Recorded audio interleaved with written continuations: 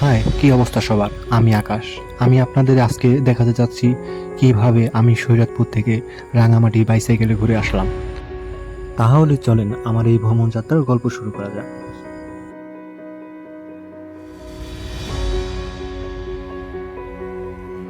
এখন যেই ভিডিওটি দেখতেছেন সেটি হচ্ছে কাপ্তাই লেকের ভিডিও। এখান থেকেই কাপ্তাই লেক ঘোরা হয়, তবে আমাদের সন্ধ্যার আগেই রাঙামাটি শহর পৌঁছাতে হবে, তাই আমরা চলে যাই। এখানে একটি উপজাতিদের উপাসনালয় আছে। প্রকৃতি ছিল এতই সুন্দর, আমরা এখানে কিছুটা সময় কাটিয়ে নিই। আসসালামু আলাইকুম, আমি আকাশ তালুকদার। সাইকেল নিয়ে শরীয়তপুর থেকে রাঙামাটি আসছি।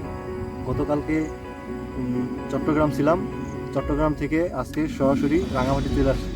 আর রাঙামাটি যদি না আসেন বা এই পরিবেশ যদি না দেখেন তাহলে বুঝতে পারবেন না যে আসলে রাঙামাটি কত সুন্দর।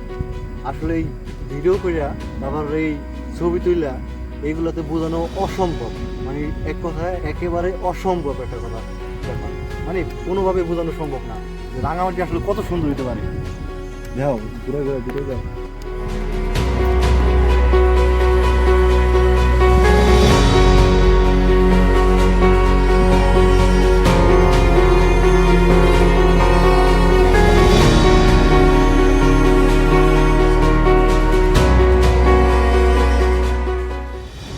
এটি হচ্ছে উঁচু নিচু পাহাড়ি মেঠোপথ। এখানে আমরা পাহাড় থেকে নিচে নামার সময় একটি ভিডিও করি।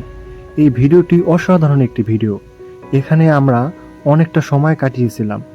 তবে এটা হচ্ছে আমার প্রথম রাঙামাটি পাহাড়ি অঞ্চলে ঘোরার অভিজ্ঞতা। আমি যতই পাহাড় দেখেছি ততই মুগ্ধ হয়েছি। আমি প্রকৃতির সৌন্দর্য দেখে এতই মুগ্ধ হয়েছিলাম যে কখনোই অন্য কোনো কিছুর ভিডিও করার সময় আমার হয়নি, বা আমার মনেও ছিল না যে আমি কোথায় গেলাম, কোথায় কী খেলাম, এইসব ভিডিও করি।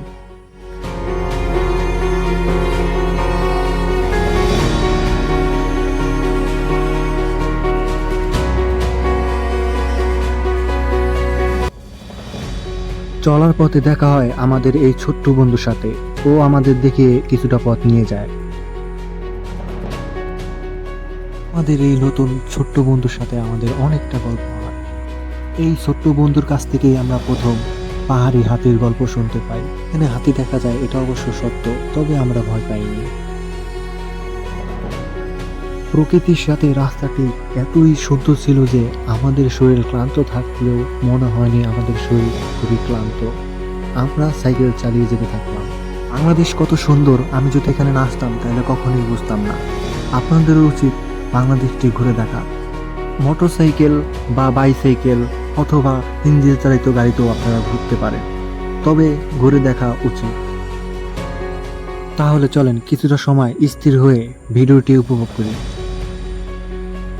এরপর যে ভিডিওটি দেখবেন সেই পথগুলো কত ঢালু হতে পারে সেটি দেখতে পারবেন।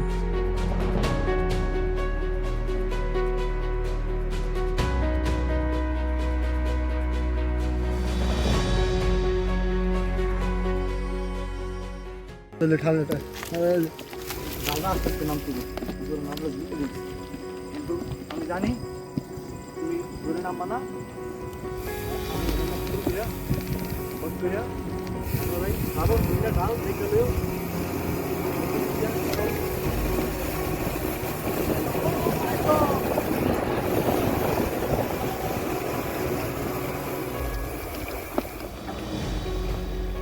আমার একটা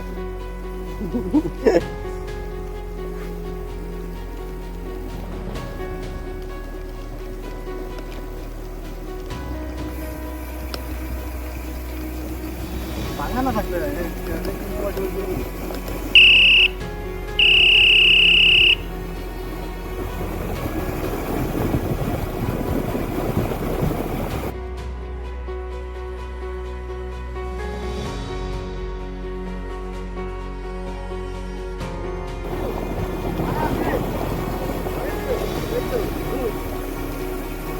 ভাই থামেন থামেন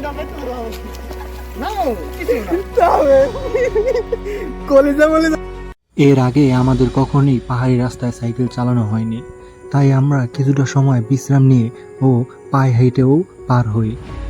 তাহলে চলেন আবার পাহাড়ি রাস্তার সৌন্দর্যতে ফিরে যাই। আই লাভ ফরেস্ট, এত সুন্দর একটি স্তম্ভতেও আমরা ছবি তুলতে পারিনি। সন্ধ্যা নামার আগেই আমাদের শহরে পৌঁছাতে হবে। এর মধ্যে রয়ে গেছে আরো 20 কিলোমিটার। এই 20 কিলোমিটার পথ এই রাস্তায় যেন শেষই হয় না।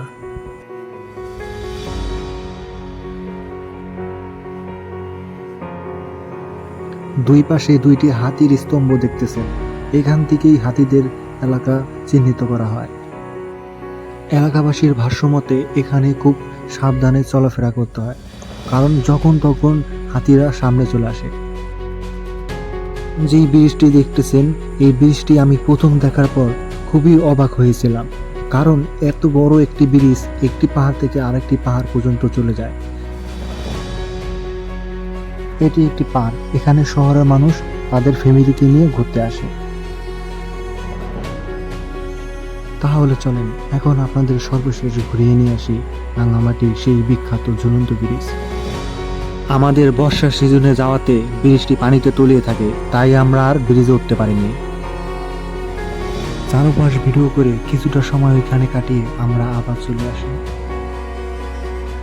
এখন যেই ভিডিওগুলি দেখলেন সেটি হচ্ছে চতুর্থ ও পঞ্চম দিনে। আমার ভিডিওটি যদি ভালো লাগে অবশ্যই কমেন্টের মাধ্যমে জানাবেন, তাহলে আমি বাকি প্রথম দিন, দ্বিতীয় দিন ও তৃতীয় দিনের ভিডিও দেব।